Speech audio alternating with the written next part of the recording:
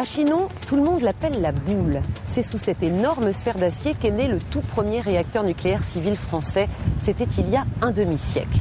Bonjour et bienvenue dans cette émission Environnement. En pleine catastrophe de Fukushima, le monde jette un regard plein d'angoisse sur l'industrie de l'atome, trop dangereuse, trop chère, trop polluante. Du coup, l'Inde a parié sur le thorium, un métal aussi courant que le plomb, mais potentiellement moins polluant que l'uranium. La toute première centrale au thorium est actuellement en construction dans le Tamil Nadu.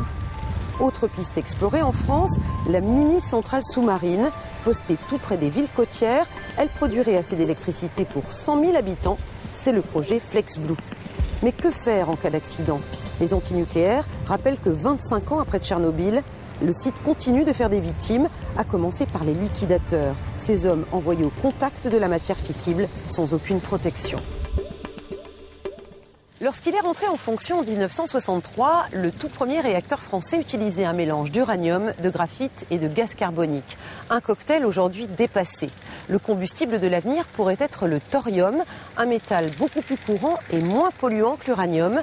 La première centrale au thorium du monde est actuellement en construction en Inde, dans le Tamil Nadu.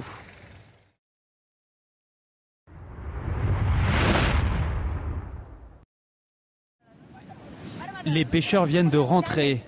Une plage en apparence typique du Tamil Nadu. Sauf qu'ici, l'Inde prépare l'avenir de son programme nucléaire civil.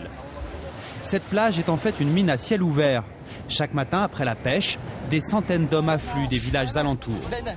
Une société publique les emploie pour collecter un minerai aux propriétés très recherchées. Chaque personne ramasse 2 tonnes de sable par jour.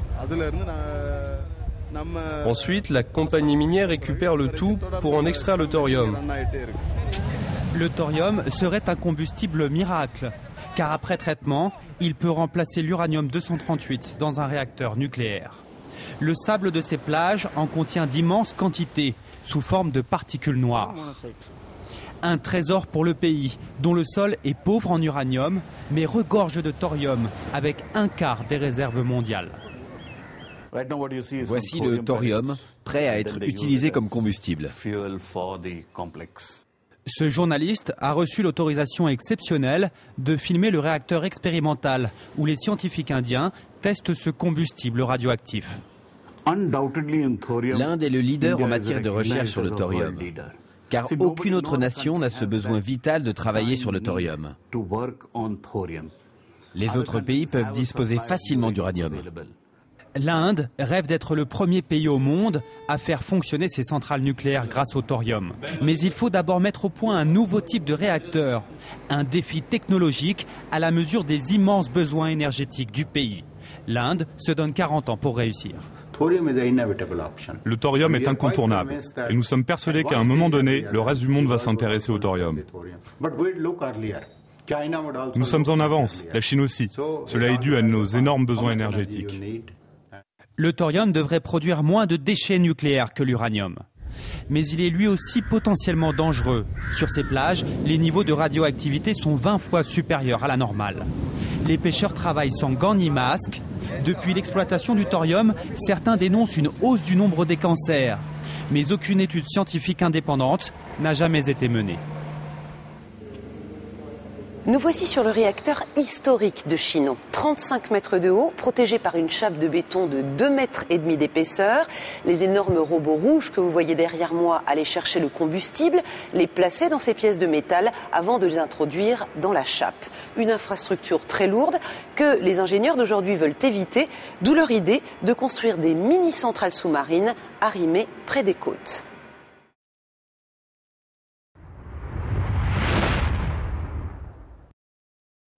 Une vidéo qui fait la promotion de centrales nucléaires sous-marines. Enfouis à 100 mètres de profondeur, ces mini-réacteurs seraient reliés par câble aux villes côtières. Chacun produirait de l'électricité pour 100 000 habitants. 150 sous-marins nucléaires sillonnent déjà le globe. Les partisans des mini-centrales plaident en faveur d'une technologie éprouvée et d'un pari gagnant-gagnant. C'est dans le fond de profiter de l'expérience qu'on a dans les sous-marins atomiques pour désarmer, si je puis dire, un sous-marin, que ça soit plus un instrument de guerre ou de combat, mais une centrale nucléaire de petite taille qui peut alimenter une ville en se mettant au large. Selon leurs partisans, ces centrales sous-marines, protégées par des filets d'acier, seraient moins vulnérables au terrorisme, au séisme et au tsunami que leurs équivalents terrestres. Sans compter que l'eau de mer neutraliserait toute fuite radioactive, des arguments contestés par les écologistes.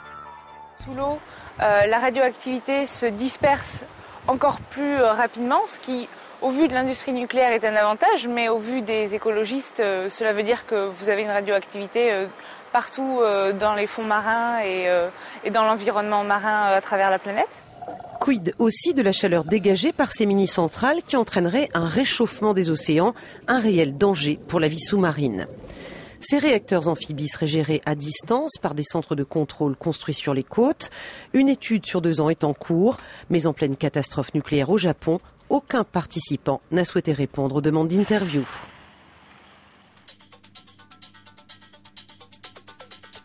Nous sommes dans l'ancienne salle de contrôle de Chinon. Ici, 5 employés s'affairaient 24 heures sur 24 pour surveiller la centrale. Le site a été transformé en musée en février 1986, c'est-à-dire 2 mois seulement avant l'explosion de Tchernobyl. Incroyable coïncidence. Le site ukrainien, lui, continue de faire des victimes, à commencer par les liquidateurs. Ces hommes qui sont allés nettoyer le réacteur en fusion avec pour toute protection un masque, des bottes et des gants en caoutchouc.